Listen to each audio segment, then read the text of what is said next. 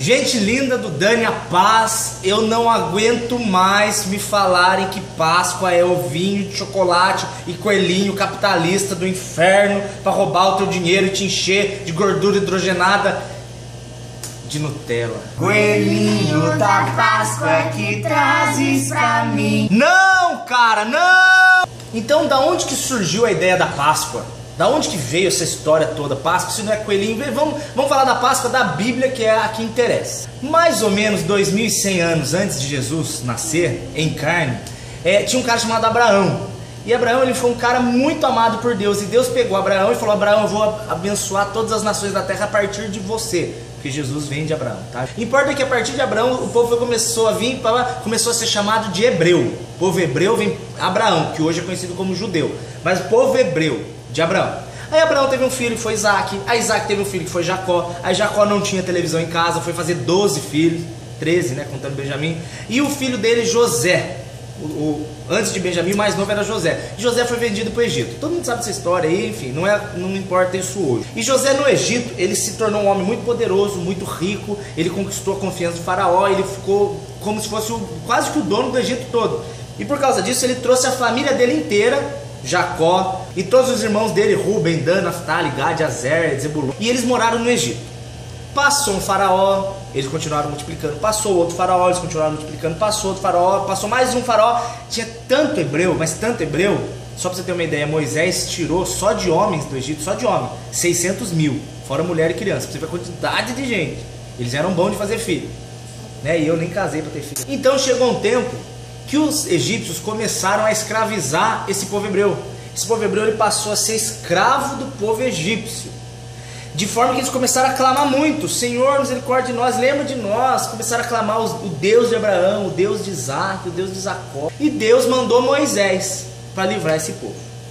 Muito bem, Moisés veio com 80 anos de idade para o Egito. E Moisés foi lá e falou: Faraó, deixa meu povo ir. E o faraó não é besta, o faraó não vai perder a mão de obra barata dele, escravo, né? E ele falou: não vou deixar sair. Aí Moisés fala: vai vir as pragas, eu desafio o seu Deus, e aquela zona toda. E ele preferiu continuar crendo nos deuses falsos dele e não no Deus verdadeiro, e começou a vir as pragas. Beleza. E o que foi essa última praga? Nessa última praga, Deus avisou Moisés, e Moisés foi lá e avisou o faraó. Ele falou assim: cara, vai vir o anjo da morte para o Egito. O anjo da morte vai passar aqui na terra. Toda casa que não tiver o sangue do cordeiro vai morrer o primogênito se você não deixar meu povo ir. Ele falou assim: não acredito, não vou deixar o povo ir. Ele falou assim: então beleza, quer pagar para ver? Você é trouxa. E ele foi e avisou o povo: povo, é o seguinte, quem crê em mim, quem crê no Deus que eu estou pregando, Deus verdadeiro, Deus Yahvé, quem crê nele, vai fazer o que eu estou avisando. E o que era? Você vai pegar um cordeiro de 1 ano, branco, perfeito, sem manchas, macho, cordeiro perfeito. Você vai pegar esse cordeiro, você vai matar o cordeiro, derramar o sangue dele. Você vai pegar esse sangue e você vai passar na sua porta, no umbral. Umbral é naquela, tipo, parece a trave do gol da porta, assim, a lateralzinha assim. Você vai passar o sangue lá e você vai comer aquele cordeiro com ervas amargas e tal. Tem todo o ritual que não importa agora. Mas a primeira Páscoa é essa. É essa festa desse dia de comer o cordeiro, a carne do cordeiro, e passar o sangue na porta. E daí? E daí que a Bíblia trabalha com simbologia. O Velho Testamento é todo falando de Jesus. Todo o Velho Testamento está mostrando Jesus. E aí esse sangue na porta não foi diferente. Porque quando o anjo da morte passa pela terra do Egito, toda a casa que não tinha o sangue na porta, teve morte. A morte do filho mais velho. Toda a casa que tinha sangue, não houve morte. E o que isso quer dizer? Gente, Jesus é o Cordeiro de Deus que tira o pecado do mundo. João Batista olhou Jesus e falou: meu, eis aí o Cordeiro de Deus que tira o pecado do mundo. E o que isso tem a ver? Isso tem a ver que o Cordeiro da Páscoa simbolizava Cristo. O Cordeiro de Deus que tira o pecado do mundo é Jesus. E Jesus, por, entre aspas, coincidência, entre aspas, bem grande, ele morreu na época da Páscoa. Porque Jesus queria cumprir nele a festa da Páscoa. Eu sou aquele Cordeiro profetizado por 1500 anos. 1500 anos, desde a primeira Páscoa, Deus está mostrando: vai vir um Cordeiro que tira o pecado do mundo, sou eu. Se você passar o sangue de Jesus na sua vida, a morte não te pega mais. Todo aquele que nele crê não morre, mas tem vida eterna.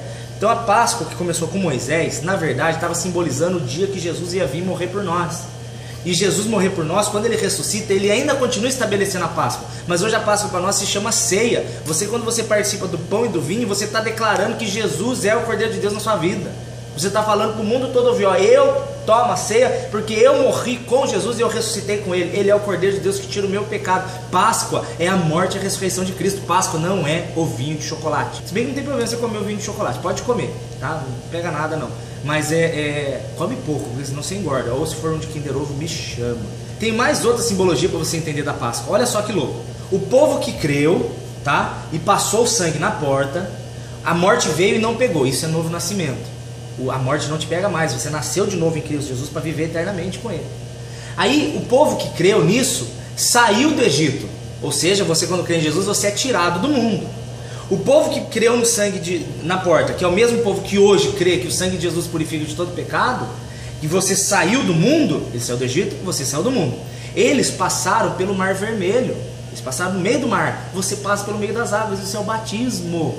Aí o povo caminhou 40 anos no deserto, você caminha a sua vida, ainda que seja uma vida de deserto, de dureza, de mundo maligno, mundo mau, igual o povo no deserto, eles tinham nuvem de dia, que não deixava eles ter calor, eles tinham fogo de noite para eles não precisarem ficar com frio, eles tinham maná que caía do céu, que era o sustento de Deus, eles tinham a roupa do corpo que crescia junto, ou seja, o Senhor cuidava de todos os detalhes. Jesus fala para você, Mateus 6,33, busca o reino de Deus e a sua justiça, e o resto eu vou acrescentar. Então Jesus promete para aquele que caminha com ele que ele vai cuidar, cara. Olha que muito pirante. E o final, o povo chegou aonde? Terra prometida. Quem crê e passa pelo deserto fiel chega aonde? No céu. Simples assim. Então quero só que você lembre o seguinte: Páscoa é morte e ressurreição de Jesus. Começou lá com o cordeiro sendo oferecido com Moisés para passar o sangue, continuou com Jesus morrendo no dia da Páscoa, 14 de Nisan, no período da Páscoa ele morreu, e hoje continua com a ressurreição de Cristo. A gente confessa isso batizando, tomando a ceia e esperando a volta dele. Eu estou morrendo de saudade. Beijo, gente linda, amo vocês. Se for comer chocolate gostoso, me chama. E não me dê aquele chocolate de banho hidrogenado que vem amendoizinho, que aquilo é uma porcaria. Se for me dar ovo, me dê ovo bom. Amo vocês, beijo, fofo.